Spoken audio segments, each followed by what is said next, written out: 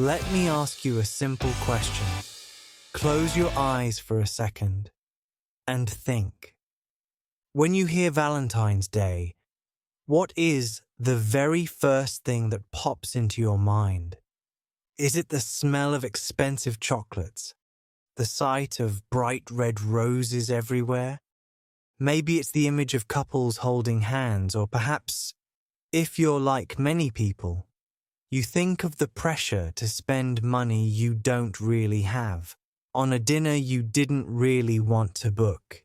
It's easy to be cynical, isn't it?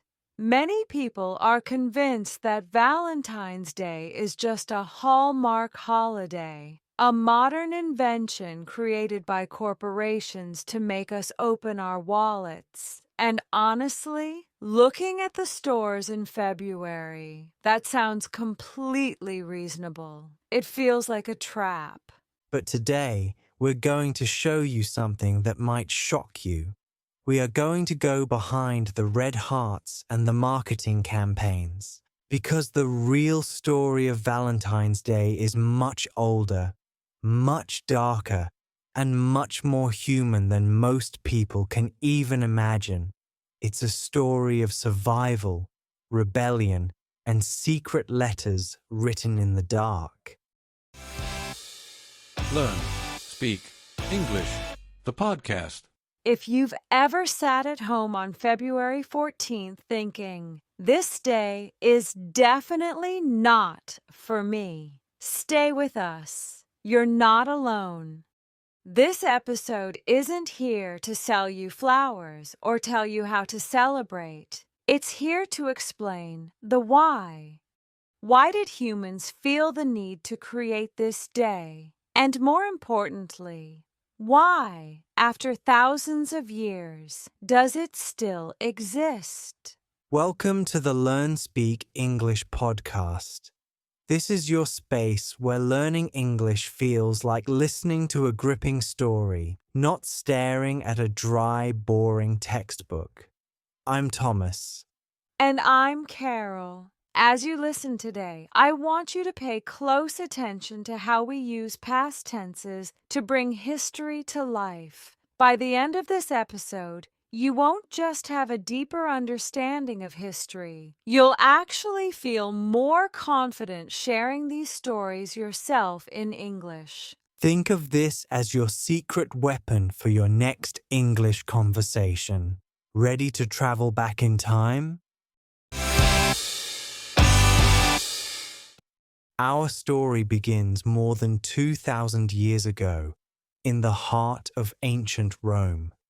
If you're picturing candlelit dinners or romantic poems, you need to wipe that image from your mind immediately. Back then, mid-February was the time for a festival called Lupercalia. And let me tell you, it was anything but romantic. There were no love letters. No delicate flowers. This festival was actually fueled by something very different from love. It was fueled by fear. The Romans lived in a world where everything felt dangerous. They were terrified of bad harvests leading to starvation. They were terrified of mysterious illnesses. They were afraid that, without the protection of the gods, their entire civilization would simply disappear. Life was brutal. It was uncertain.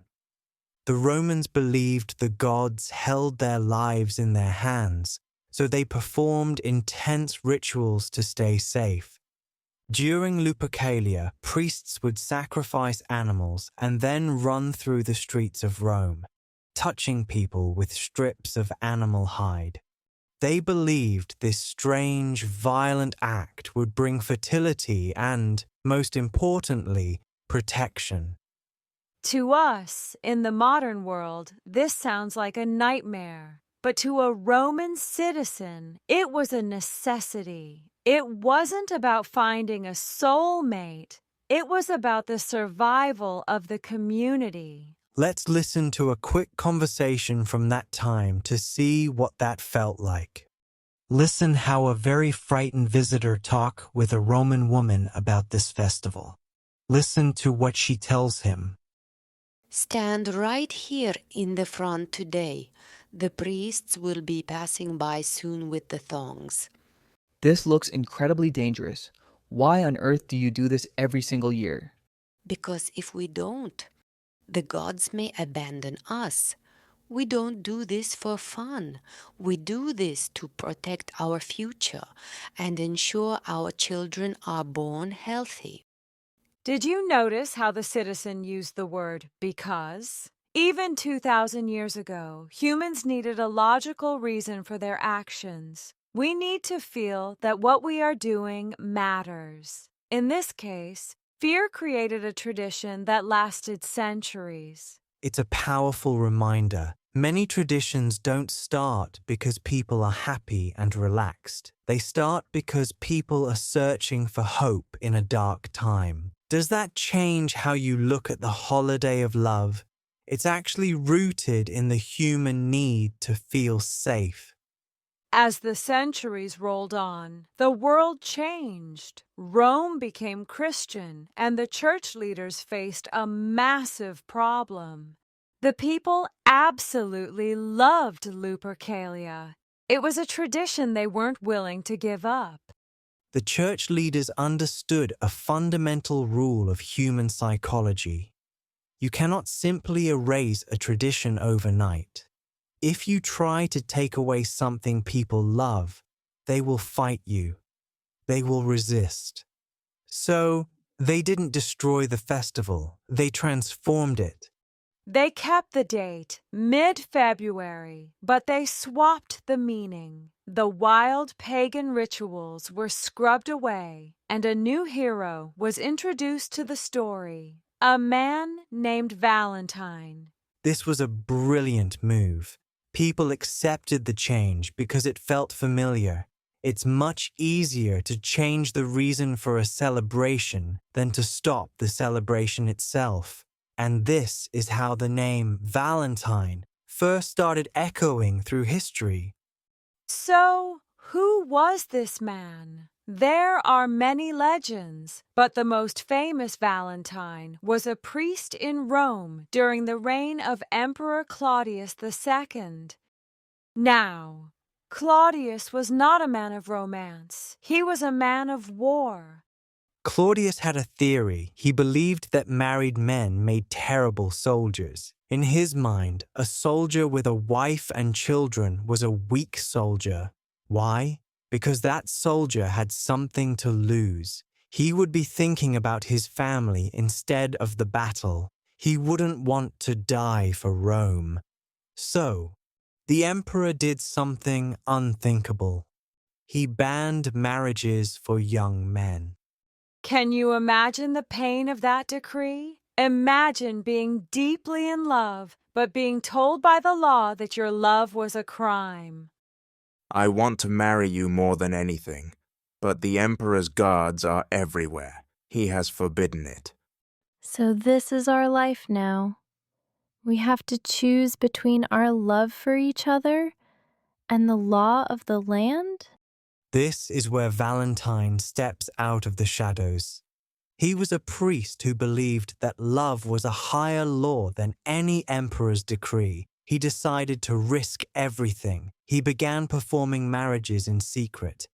Picture it, a dark room, a flickering candle, and a young couple whispering their vows while the sounds of the Roman guards' boots echoed in the streets outside. Valentine knew the consequences. He knew that if he was caught, the penalty was death.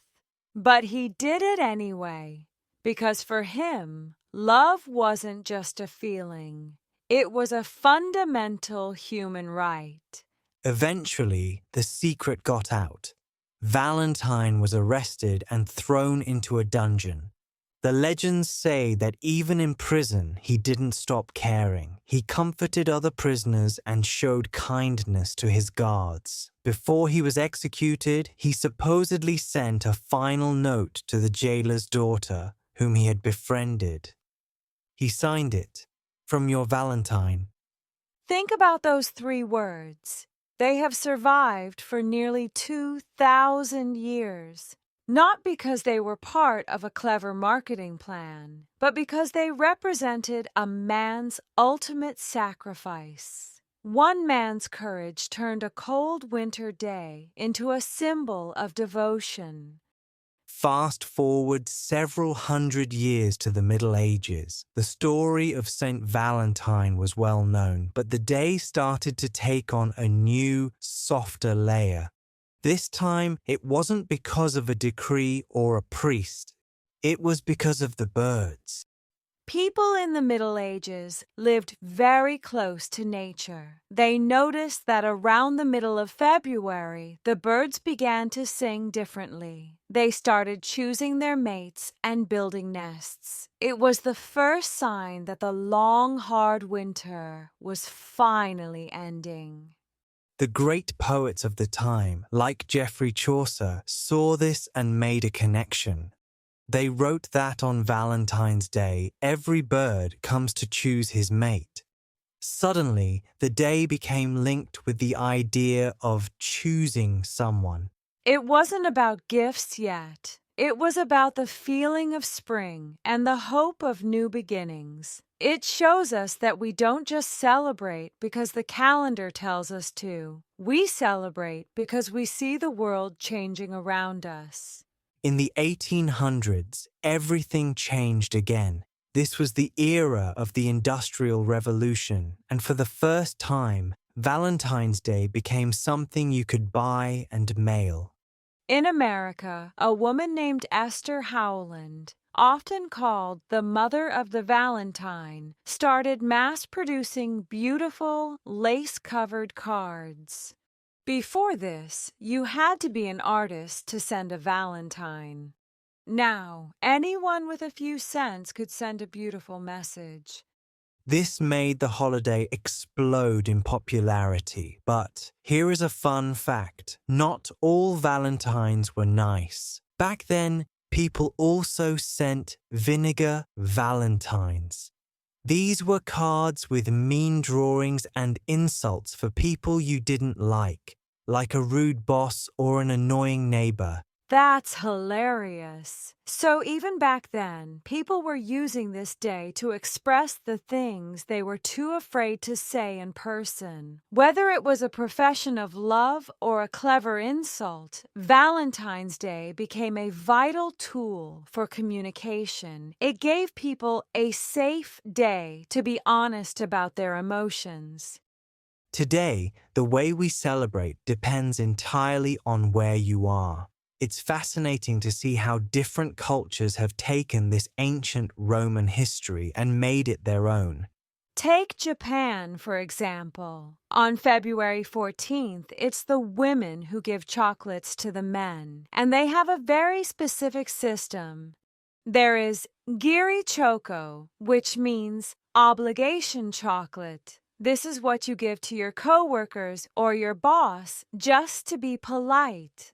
Then there is honmei choco, the true feeling chocolate for someone you actually love. And in South Korea, they took it a step further. If you don't get any chocolate on Valentine's Day, don't worry. On April 14th, they have Black Day. Single people get together, wear black clothes, and eat black noodles called jjajangmyeon. I love that. Even being single becomes a reason to get together with friends and share a meal. It proves that, at its core, this day isn't just about romance. It's about belonging. It's about not being alone in the world.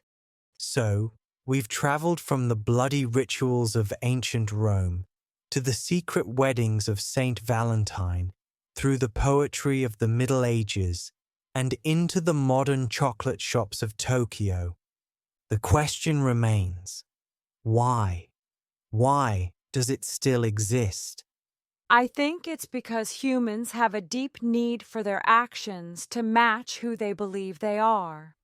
If you think of yourself as a kind person, you want a moment to show it. If you love someone, you want a specific time to prove it. Life is busy. We get caught up in work, stress, and chores. Valentine's Day acts as a permission slip. It gives us permission to stop and say the things we usually keep locked inside. It's not really about the $50 roses or the $100 dinner. Those are just symbols. The real value is the message.